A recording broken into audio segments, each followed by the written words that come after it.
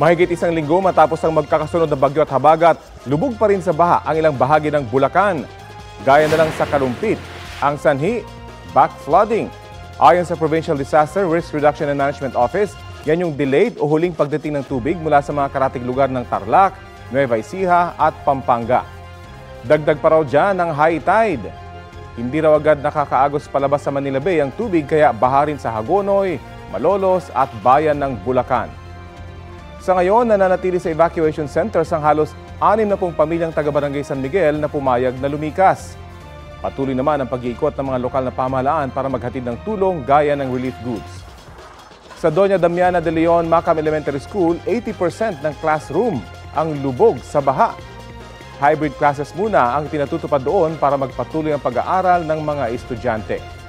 Umaasa ang mga residente na magtuloy-tuloy na ang magandang panahon at ang paghupa ng baha.